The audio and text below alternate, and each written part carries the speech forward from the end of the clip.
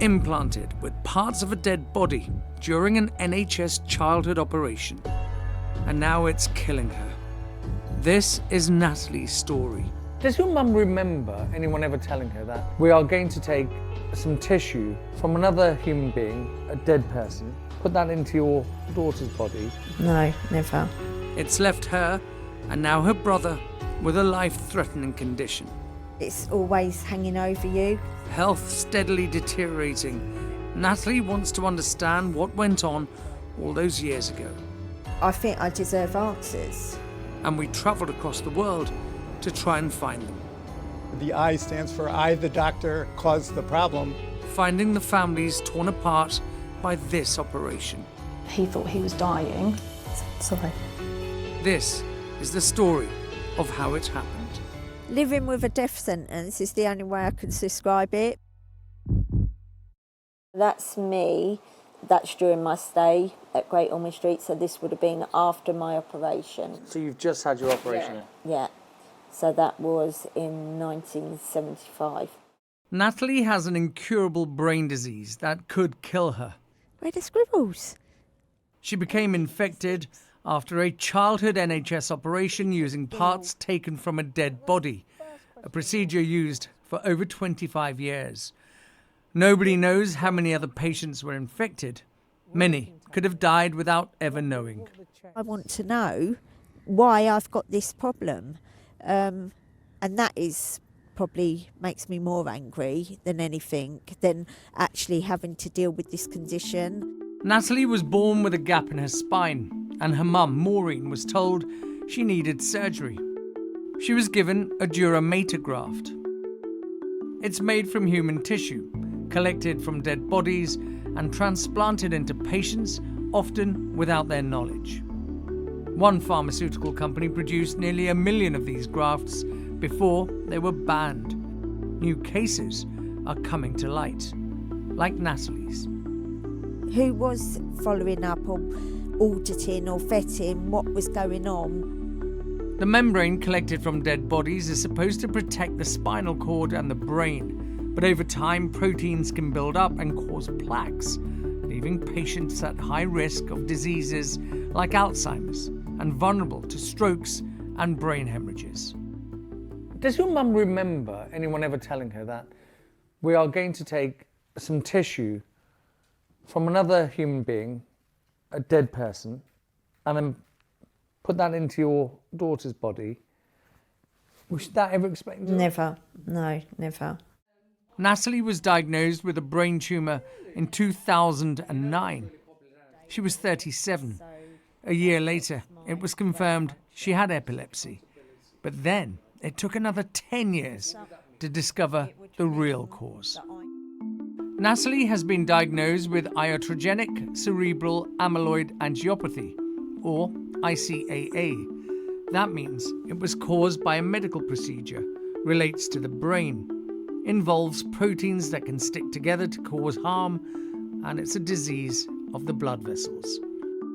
Doctors believe there are 3 possible causes: cadaveric material introduced into a body during surgery, the use of human growth hormones, or surgical tools insufficiently sterilised. Natalie's doctor is a world-leading expert in ICAA. He asked me, did I have surgery when I was a child? And I said, yeah, on my spine for spina bifida. Amazingly, they had my notes from 1975, and that confirmed that I'd received a cadaveric dura mater graft.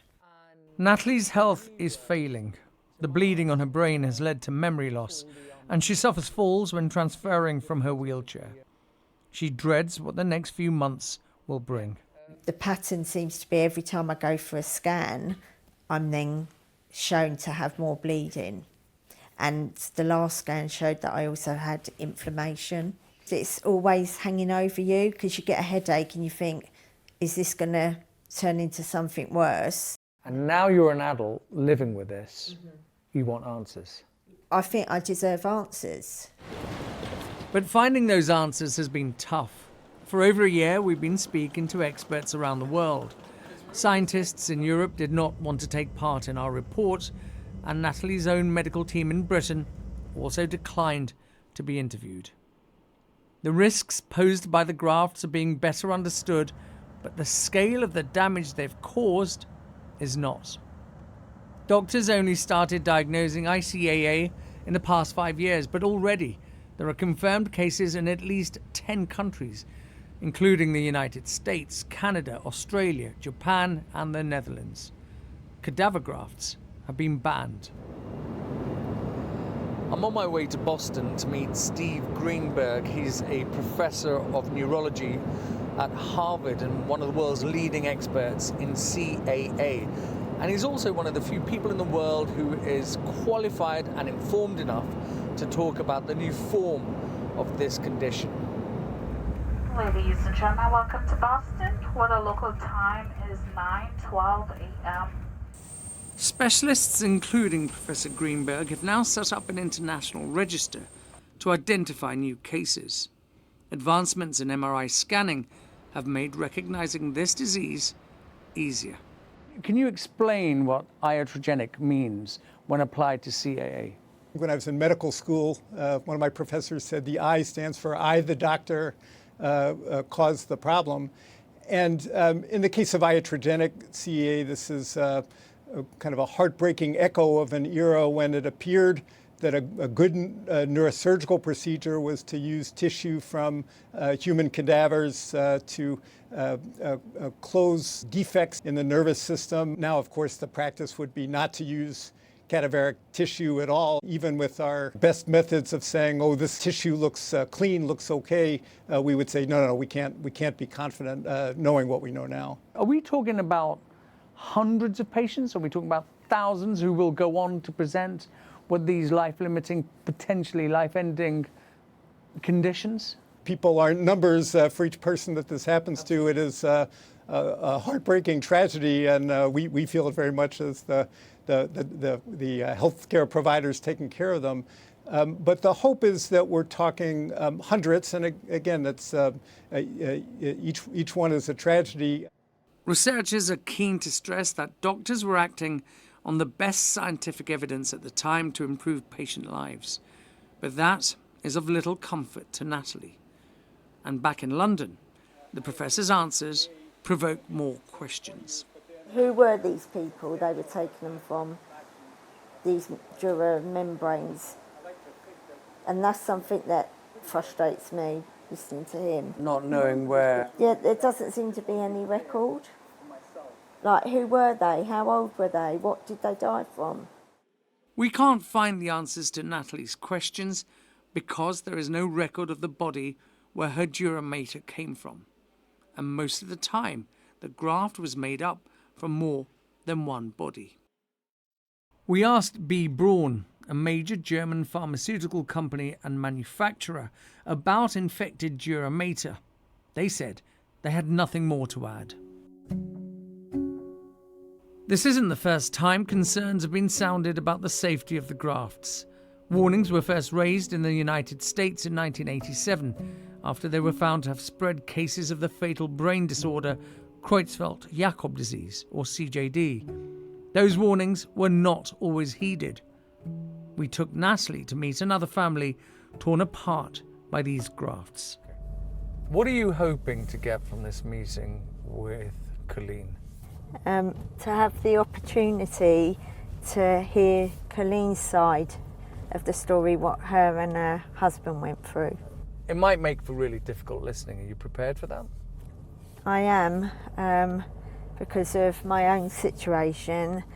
How are you? Oh, not bad. It's lovely to meet you. Nice to meet you. Simon Stratford was only 34 and a father of 4 young children when he died 16 years after having surgery to remove a brain tumour. This is the first time Colleen has spoken publicly about her husband's death. I kept saying to the doctors, he's getting worse and he's getting worse, and something seriously is wrong. And, you know, Simon did say to me at that point he thought he was dying. And, sorry. When were you aware that that graft introduced CJD into Simon's body? By the autopsy. Yeah. What did they say? They said that it was the Ligura matter that contained the CJD that took his life. He had a brain tumour removed, which saved his life, and then was given a life sentence. It's a very lonely place with your Yeah. brain disease. Yeah. Does it make it feel less lonely when you speak to people like Colleen? It's just overwhelming, the whole thing. And when you haven't got any support coming in, or you don't know other people that are going through a similar thing, it's isolating, it's lonely, and you're just made to feel, I'm having to get on with this, which can't be right. Natalie had her operation at Great Ormond Street Hospital. It's likely that at least hundreds of patients would have undergone the same procedure. Following our investigation, its medical director, Dr. Saifi Varadkar, told Sky News, "We understand that this situation may be deeply worrying for former patients who believe they could have been affected. For any of our former patients who think they may have been affected, we will support you with getting access to your medical records to allow you to discuss your concerns with your current doctors." The Department of Health told us concerns around ICAA, including new forms of transmission, were being investigated. The Advisory Committee on the Safety of Blood Tissues and Organs is currently considering this issue with a view to providing further advice to governments. We encourage anyone with concerns about historical treatment to speak with their GP or specialist healthcare team for appropriate support and guidance. Natalie's family have now suffered another devastating blow. It's very heartbreaking for her, because never in a million years would you dream that was... Two of your children. Yeah. In the 12 months of following her search for answers, she's learned her younger brother Neil has also been diagnosed with ICAA. Neil had surgery for spina bifida in 1980. His condition is rapidly deteriorating and he is no longer able to work. Scientists are working on a cure, but Natalie knows she'll probably not live long enough to see if one is ever found. Ashish Joshi, Sky News.